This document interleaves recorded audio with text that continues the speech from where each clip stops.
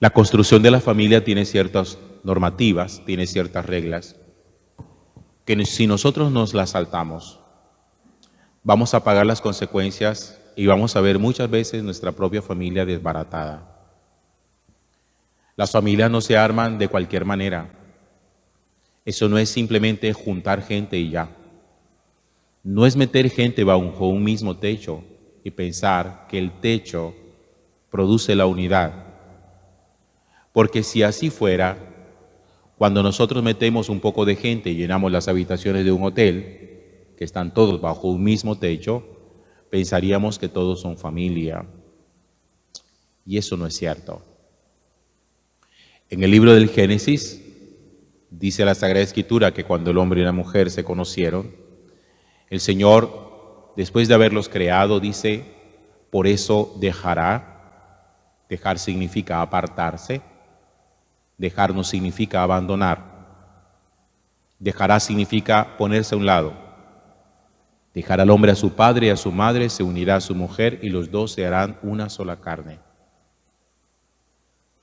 Tener varias familias que son familiares bajo un mismo techo trae muchísimas dificultades. Cuando digo varias familias que son familiares, me refiero, está el papá con la mamá. Vamos a suponer que hay 3 hermanos. Cada hermano tiene su esposa y cada uno de ellos tiene sus hijos. El papá y la mamá son una familia, cada hermano con su esposa y sus hijos son una familia, ahí hay 4 familias, pero entre todos son familiares. Cualquiera puede decir, ay, tan bonito esto, miren qué familia tan grande, miren cómo son todos unidos. Eso no es tan cierto. Y quienes viven la experiencia lo saben.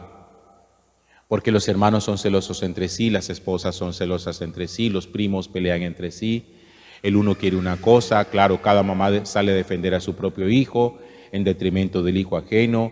A veces los tíos quieren regañar a los sobrinos y no regañan a sus propios hijos. Entonces el hermano le dice, tú tienes tus propios hijos, regaña a los tuyos, no venga a regañar a los míos. En fin, todo ese embrollo que se forma cuando uno mete tanta gente dentro de un hogar. Dejar al padre y a la madre, ponerse de lado para armar su propia casa, es un principio básico, vital, para la conformación de una nueva familia. ¿Y qué pasa cuando entre los hermanos no son capaces de la convivencia? Nosotros siempre quisiéramos, ese es el sueño, es el ideal, es el deber ser. Nosotros siempre quisiéramos que nuestras familias fueran todas unidas. Pero miren, para ser unidos no es necesario estar juntos. Estar juntos no produce la unidad. Ser unidos lo produce el respeto, lo produce el amor, lo produce la ayuda mutua, el estar ahí para la otra persona.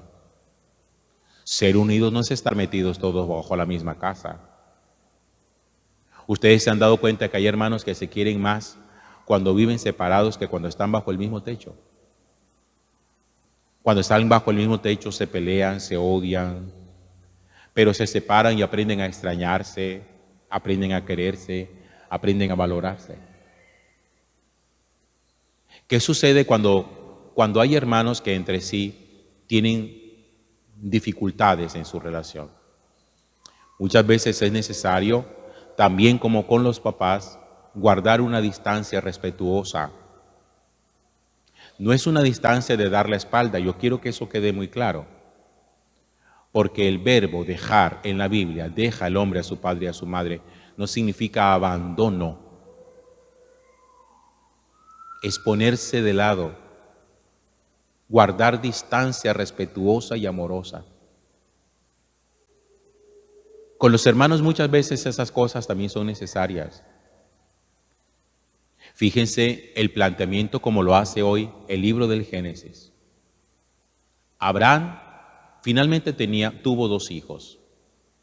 Uno de la esclava o de la sierva de su mujer, Agar, que se llamaba Ismael, y otro de su esposa, Sara. Cuando finalmente Abraham tiene el hijo de Sara, que era la promesa que Dios le había hecho, ya Sara se pone celosa. Acuérdense que Sara era la que le había dicho a Abraham que se acostara con su sierva Agar para que ella le diera un hijo. Mientras Abraham no tuvo más hijos, no había problema con el pelado, con Ismael.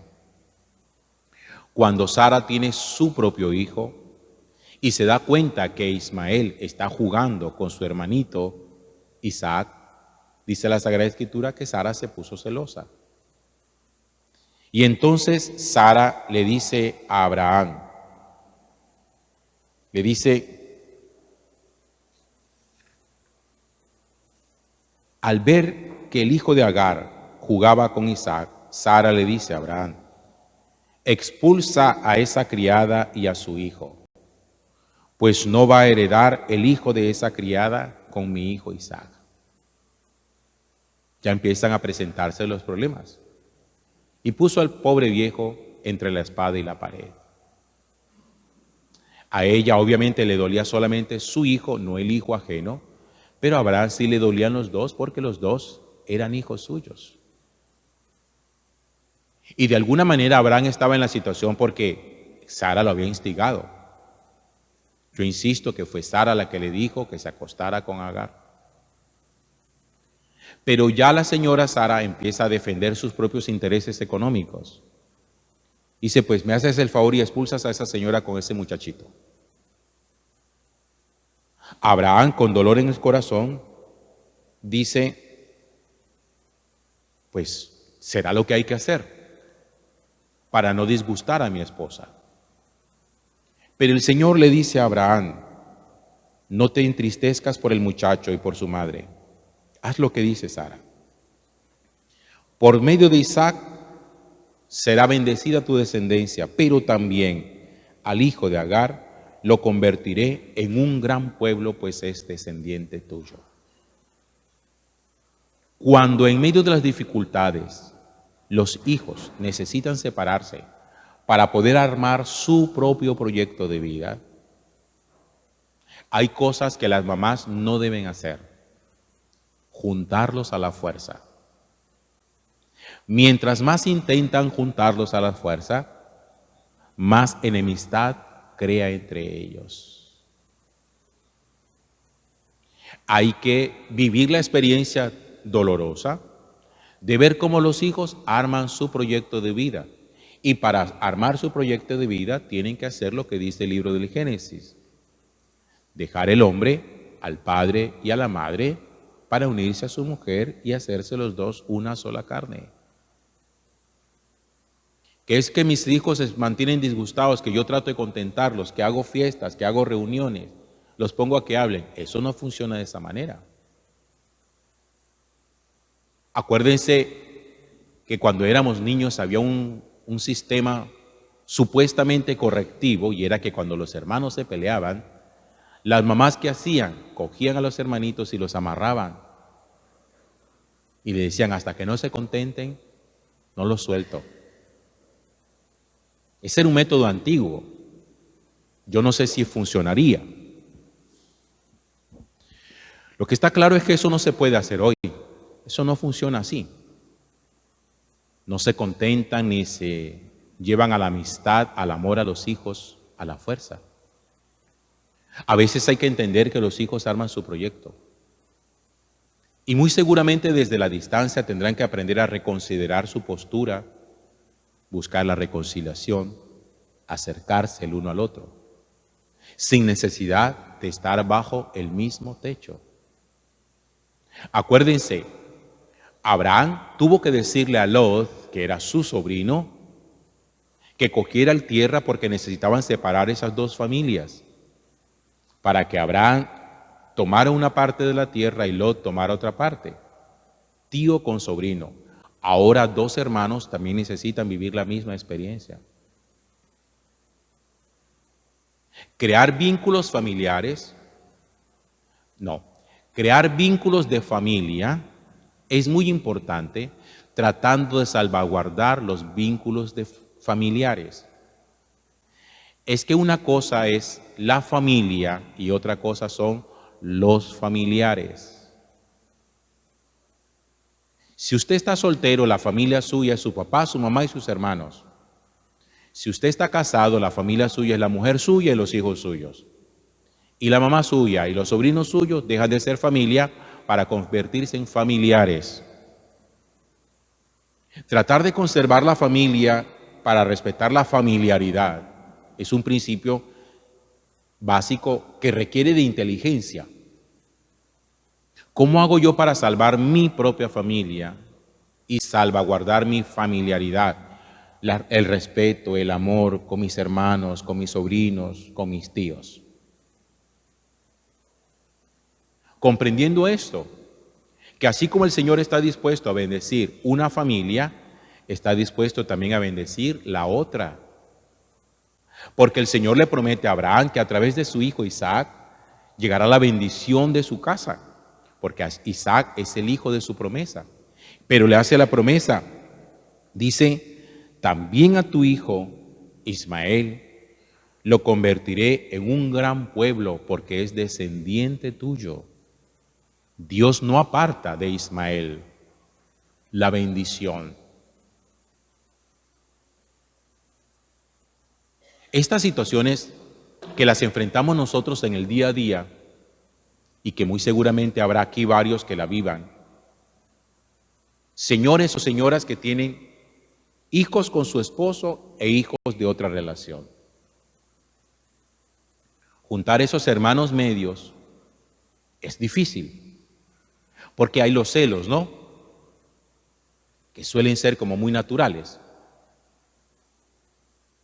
Pero fíjese que el hecho de que haya hijos matrimoniales y extramatrimoniales, antiguamente se utilizaba una palabra muy ofensiva, muy grosera, eran hijos bastardos. Se llamaba a los hijos fuera del matrimonio bastardos. Pues bien, el Señor ha prometido que cuando una persona vive en obediencia, porque eso también depende de la obediencia a Dios, no es mágico. Cuando una persona vive en obediencia a Dios, sea hijo del matrimonio o sea hijo extramatrimonial, Dios le bendecirá. ¿De qué depende? Depende de la obediencia del hijo. Porque Dios no va a poner a cargar la responsabilidad de un papá o de una mamá que se equivocó, o qué sé yo no sé cómo llamarlo en este momento, que tuvo hijo en otra relación. Aunque no haya sido un hijo dentro del matrimonio, Dios le bendecirá. Pero la bendición depende del hijo declarado en obediencia a Dios. ¿Por qué bendijo Dios a Ismael? Porque Ismael también fue un hombre que aprendió a vivir en obediencia a Dios, creyendo en el Dios de su papá Abraham. Ustedes saben hoy quiénes son descendientes de Ismael. Todos los árabes. ¿Y quiénes son descendientes de Isaac? Todos los judíos. Árabes y judíos que se odian tanto son hermanos, hijos de un mismo papá. Los unos nacen por la línea de Isaac, los otros nacen por la línea de Ismael. Pero esa disputa que hay entre ellos hoy viene desde antiguo, de los celos entre hermanos, donde cada uno tuvo que aprender a armar su propio proyecto de vida.